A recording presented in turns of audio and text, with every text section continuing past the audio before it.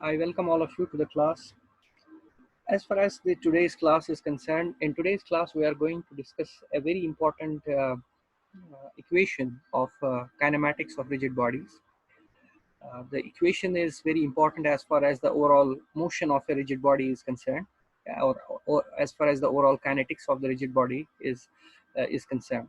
If you look at the book, your book is talking about the equations of motion here. It's talking the summation of all forces is equal to the product of mass and the acceleration of center of gravity along x-axis, and summation of all the force along y-axis is equal to the product of mass and acceleration of center of gravity along y-axis. And the third equation is given to us. This is a new equation for us, and as far as m is concerned, m means the moments. Okay, the summation of all the moments about the center of gravity is equal to Ig multiplied by alpha. We have already used the term alpha for the angular acceleration. Okay, this equation is now important for us to understand, so that we sum up all the equations that are required for understanding the kinematics of the rigid body. Okay, the force and the moment equations. Now, in order to take you to the equations, what is very important for us is to understand new concepts in this kinetics of rigid body. As far as the today's concept is concerned, what we are going to do today is we are going to understand the broader picture of the forces, okay, and the moments which are required for understanding the kinetics of the rigid body. As I go ahead, let me first of all define what we are going to study today. We are going to study a very important concept, what we call as the moment of moments, or what we call as moment of momentum. Okay, moment of momentum, it's also called the angular momentum, the moment of momentum or the angular momentum. Okay, uh, of a rigid body,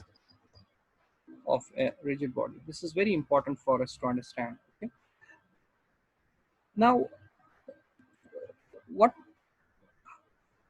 I am going to define is let's suppose we have a rigid body. Let's suppose we have a rigid body, and this rigid body, we say it's beta. Okay,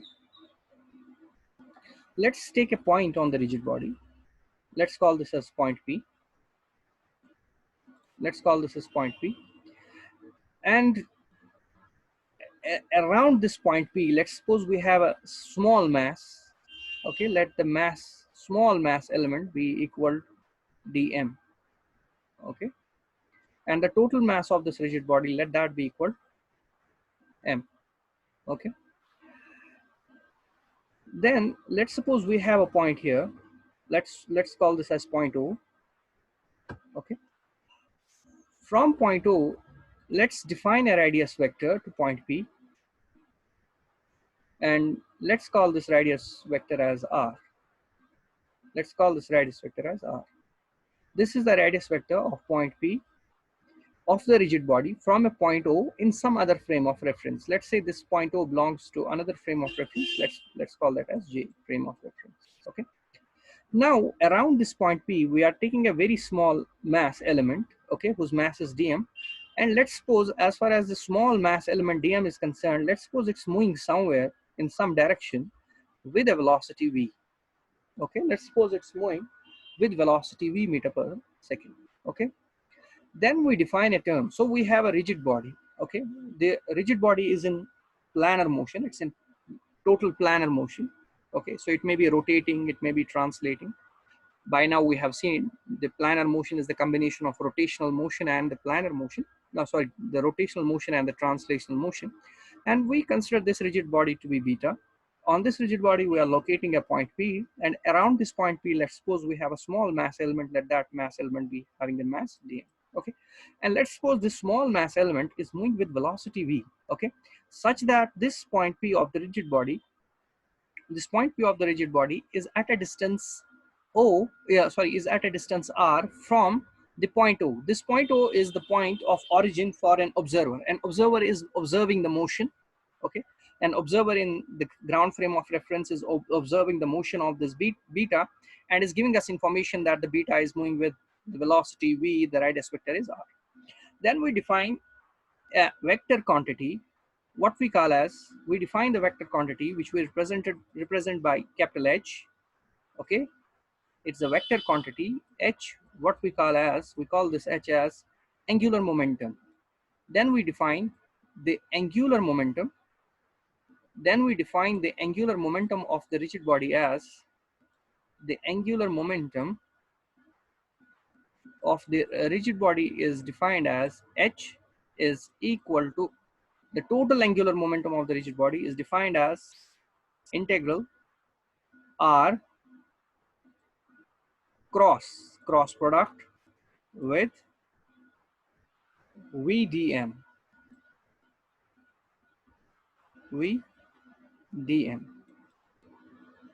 Okay.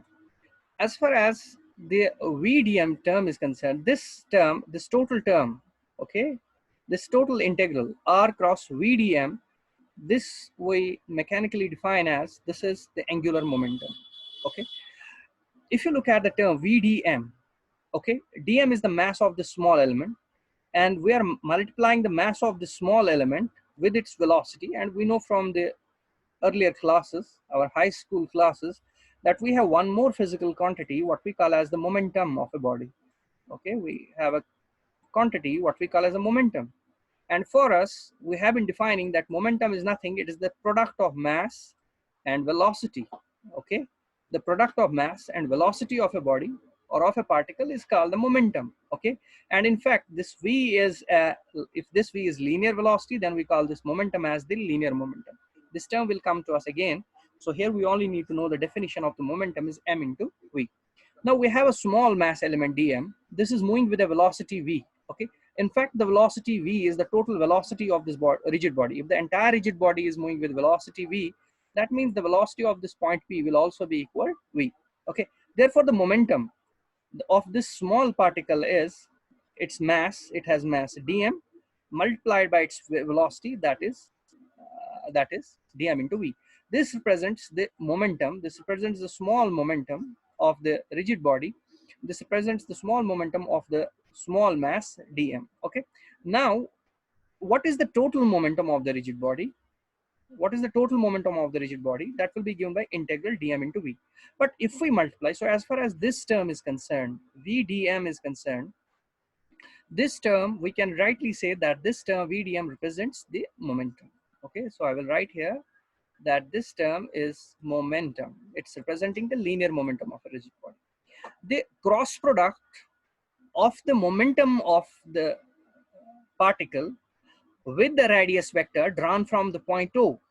Okay, this is called the moment of momentum. Okay, this is called cross product, means moment of the momentum, and this entire term is called the angular momentum. The term is same as you had in the earlier classes, in the earlier lectures. We have said, let this be our x-axis, let this to be our y-axis. Okay, and let's suppose we have some force F acting here in this direction. Say for example, the force is acting in this direction, and let's say this is force F. Okay, such that the radius vector of this force from point O, from the origin, is, say for example, from the origin, the radius vector is, say for example, r. Okay, then we define the term the torque. We define the term torque as, torque is the cross product between the radius vector r, this is your r, okay, with the force F, that is r cross F is defined as the torque. And torque is also represented by m, which you call as the moments. Okay, so taking a cross product with a force means we are calculating the moment. This is the moment of a force, what you call as a torque.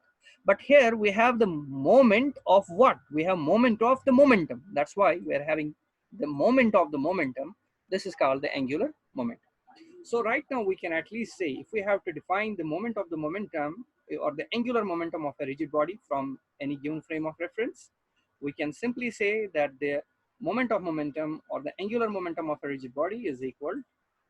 The angular momentum of a rigid body is defined by the term h, such that h is equal angular momentum h and this momentum we are taking from point O. So this is written as momentum about point O is equal to integral of r cross VdM. Okay, r cross VdM. This is called the angular momentum. Be careful about this term. Look at cross product. We know when we have two vectors, if you write A cross B, if we write vector A cross vector B is equal to C, then we know from the definition of the cross product that the direction of C will be in such a way. If A cross B is equal to C, then C will be in a direction which will be perpendicular to the plane containing A and B. When we write angular momentum about point O is equal to r cross VdM, it simply means that HO will be in a direction perpendicular to what? Perpendicular to the plane containing R and V. Okay. As far as V is concerned, V is in this plane. As far as R is concerned, R is in this plane. Now the plane which is, now the direction which is perpendicular to the plane will be the direction either perpendicular to the screen of your system and going into you, or perpendicular to your screen but going into it. Okay, so that will be the direction of this angular momentum. Now what we do, let's take the derivative of this angular momentum. Let me write this as, let me take the derivative of this angular momentum with respect to the frame of reference J, that is d by dt of h naught. D by dt of h naught becomes equal to d by dt of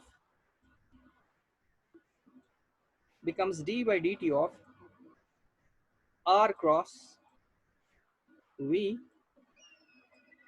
dm. Okay, that's equal. If r does not vary with time, then we can differentiate this as, this will be integral r cross d by dt of v, that is a, that is acceleration, dm. Okay, as far as acceleration into mass is concerned, from Newton's law, it means force, it is df. And as far as r cross df is concerned, like we were just defining the torque, or we are defining the moment m, therefore r cross f means the moment, so that means moment about the point O. Okay, so it means as far as the derivative of the angular momentum is concerned, the derivative of the angular momentum about any point is equal to the summation of all the moments about that very point. This is very, very important term. So as far as the term is concerned, the derivative of angular momentum about any point is equal to summation of all the moments about that very point. This is one important thing that I wanted to explain. This formula is very important. Sometimes we write, if the point happens, it's not necessary that point O is the point lying outside the frame of, outside the rigid body. This point O can itself lie within the rigid body. Okay, it can be somewhere here. Okay, so wherever it is, this formula holds. Okay, in fact, we can also write it for center of gravity. The derivative of the angular momentum measured from the center of gravity is equal to summation of all the moments about the center of gravity. Okay, this term or this equation also holds. Okay, this equation will also come to us in three-dimensional kinetics of rigid bodies. There we will explain it in broader detail, but here we need it to solve our problems. Now we have not still derived the moment of momentum equation. Okay, we are actually, you know, setting up some parameters to understand the moment of momentum or angular momentum in the broader picture. Moreover, let me again take a rigid body. Say for example, we have a rigid body. Let's call this rigid body as beta. Okay, let me locate a point on the rigid body. Let that point be P. Let's locate a point in the rigid body. Let that point be P. Okay, let there be one more point on the rigid body. Let's call that as point Q. Okay, let the radius vector, or I will change it, because let me call this as P, let me call this as Q. Let's suppose this is point P, this is point Q, and say for example this rigid body is rotating with some angular velocity omega. Okay, is rotating with angular velocity. Then we know, as far as the relationship between the acceleration of point Q and acceleration of point P is concerned, we can write the direct equation that acceleration of linear acceleration of point Q is equal to the linear acceleration of point P. We have already derived these expressions, plus angular velocity of the rigid body, its cross product with the radius vector drawn from P to Q, that is RPQ, minus square of the angular velocity of the rigid body, omega square, multiplied by the radius vector drawn from P to Q, that is RPQ. Okay. So this relation is well known, relation of acceleration of 2 points of a rigid body to us. Okay. Now what I will do, if I multiply the both sides of the equation with the mass of this rigid body, let the mass of this rigid body be m. So if I multiply both terms, both sides with the mass m, then becomes mass multiplied by the acceleration of point q is equal to mass times the acceleration of point p plus mass times alpha cross product with RPQ minus mass times omega square multiplied by RPQ vector. Okay, like this. What I will do, let me today take uh, a system of axes, but this is very fascinating in the sense that the way we are now selecting we'll be selecting here our what you call as the coordinate axis. Till now, this is the beauty of the mechanics. The mechanics offers us the choice to select the coordinate axis in the direction we want. There's no hard and fast rule that x-axis should be here, y-axis should be there. No, it offers us the flexibility. In order to derive some meaning out of this equation, what I'm trying to do, in order to derive some meaning out of this equation, what I'm trying to do is I will take the coordinate axis like here. Let me take a vector in this direction and another vector I will take in this direction, in a direction perpendicular to this vector. Let me take one more vector over here. Okay, like this. So both these vectors are perpendicular to each other. This vector is perpendicular to both these vectors are perpendicular to each other. Okay, this is one coordinate axis, another is this coordinate axis. Okay, look at the motion of this rigid body. We are saying that the rigid body has a planar motion, it is rotating. So as far as the path, the trajectory that will be described by point q is concerned, it will be some arc, it will be some curve. Let's suppose this is the curve. Okay, this is the path that this particle q will describe. Okay, let's suppose this. We are selecting our x, we are selecting these coordinate x's in such a way, okay, such that to this curve which is described by point q, this pq is radially inwards and this q and this direction is tangential to the curve. This is very important. I'm repeating it because this concept is very important for us to understand. That is, we have to select. Let's suppose as far as the curve is concerned, the particle q will have some motion. Let's say the particle q is moving in the form of some curve, in the form of some arc like this. We are selecting the curve, we are selecting these coordinates, this coordinate and this coordinate in such a way that this coordinate qp, this axis is radial, okay, and this axis is tangential. What I mean to say is by radial and tangential is like, say for example, the motion of a body is circular, let's suppose, and if you draw the vector from the center, from the circumference towards the center, this will be radial. And if we draw the vector which will be along the circumference, this will be the tangential. Okay, this is how I am doing it. So this I'm writing, this is tangential, I will write this is t, and this coordinate is, this axis is radial, I'm writing this as r. This is the radial axis and this is the tangential axis to this curve. Okay, now overall, as I'm multiplying this entire thing, let me again give it some names. Let me give this the name. Let me say this is x-axis, and I write this as I cap, though you are free enough not to select this as I cap. Let me say this is I cap, and let me suppose this is my y axis. I write this as j cap. Okay, fine. Now, as far as the acceleration of particle q is concerned, multiplied by the force is concerned, multiplied by the mass is concerned. So mass multiplied by acceleration, we know as far as force is concerned, it is the product of mass and acceleration. So when I am multiplying the acceleration of particle q multiplied by the mass, it gives me the force acting on the particle q. So I write this as fq. Okay, that is equal to mass multiplied by the acceleration of particle p. Let's suppose the particle p happens to be at rest. It does not move at all. Therefore, summation of all the forces acting on it is equal to 0 if we assume that the particle p is at rest. Okay. Therefore, we will have mass multiplied by alpha, the angular acceleration. What is the direction of the angular acceleration? Okay, the body is rotating in this direction. If you curl your fingers in this direction, the thumb will be along the z direction. So as far as this alpha is concerned, this is along z direction. I will write this as alpha k cap cross rpq. As far as the rpq is concerned, the radius vector from p to q, this is, I will write here, this is minus, because the radius vector from p to q starts from p to q.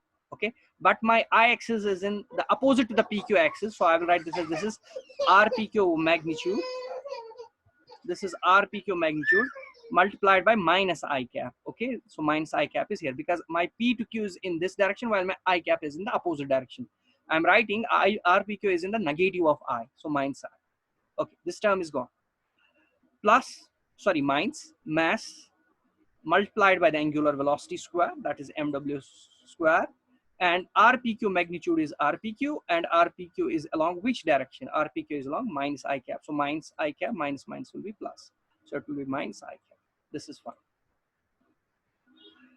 Now look here, this can be written as, this is k, I can write this as m, first write the magnitudes, m alpha rpq. Then I have k cross I. As far as k cross I is concerned, k cross I is equal to j cap. Okay, so I will write this as j cap, and this is your negative is here. Okay, we'll call it I cap, j cap, and k cap. As far as our k cross I is concerned, my k cross I happens to be equal positive j, and you have your minus plus m omega square rpq I cap. So look at this equation. This is the equation that gives us the forces acting at point Q. So as far as the forces which are acting at point Q are concerned, the forces which are acting at point Q are concerned, these forces are such that the force acting on the point Q can be resolved into two components. It has a component which is along I axis, that is radial axis, and it does have a component which is along j cap, that is which is tangential. I want to see what is the direction. Okay, that is, this is my I cap, this is the j cap. So let me write it properly to obtain the direction of the vector. So as far as this is the mass m, okay. So on particle q, there are two forces acting. One force will be acting inwards towards point P, and that force is called mw square. The magnitude of the force is m w square, oh sorry, omega square multiplied by rpq, that is rpq. Okay, this is the force acting on particle q, and this force is acting inwards. That's why this force is called the centripetal force. This is called centripetal force. Centripetal force. Okay, this is radially inwards along the positive axis. And as far as the another force is concerned, that happens to be along the negative j direction. Okay, that is the another force that's acting on this body is along negative y-axis, and the force will be along our j-axis is this. So negative j-axis is downwards, but it will be tangential. And the magnitude of this force is equal to how much? It's equal to m alpha rpq. That is m multiplied by alpha multiplied by rpq. It means we are getting a very important, we are getting a very important uh, answer, or very important, what I can say, uh, we are getting an important concept. That is, if you have any rigid body, okay, and if you take any 2 points of the rigid body, point P and point Q, okay, draw a vector from P to Q, a radius vector from P to Q. As far as, if the motion of this, if this particle P is constrained, it's not allowed to move, that is the velocity of particle P is 0, then as far as this particle Q is concerned, there will be two forces acting on the particle Q, okay. One force will be inwards towards the point P, and the magnitude of this force will be equal to m omega square r pq or r, okay. And the another force will be perpendicular to this vector, maybe in this direction, and the magnitude or the value of that force will be m multiplied by angular velocity multiplied by r. M alpha r is one force, m omega square r is another force. This force is the tangential force, we write this as F subscript T. This force is the radial force, we write this as F subscript r. Okay? These are the two forces that acts on the rigid body when the rigid body is in planar motion. Okay, so for any point on the rigid body, you can always say that it will be acted upon by two forces. One will be the radial force, another will be the tangential force. Okay, this is something that we had to first, we should have been knowing about the rigid body motion. Though this could have, we could have solved this when we would have started doing some numerical problems, but I thought to introduce it here. Okay, now I will return back to my concept. What I had to say, we had to discuss today the moment of momentum, or the angular momentum. That is, today I had to derive the relationship between the angular momentum, which I had derived, as I said, is equal to integral r cross VDM. This is what we defined today, R cross VDM, but I had to get it in some other form, in terms of some scalar multiplied by the angular velocity omega. That is, I had to get a very important form of this, this angular momentum in terms of a scalar, what we will be calling as the moment of inertia, and multiplied by the angular velocity. Let me stop my class for today here, and I hope that in next class we'll be continuing from here and understanding the moment of moment equation properly. And once we finish that equation, I will take you back to your book. Okay, after this class I will take you to the few more problems like these problems from your textbook, and some important problems like this problem. And with that, we'll conclude the kinematics of rigid body force and acceleration. So that will be done in the next class. Thank you very much.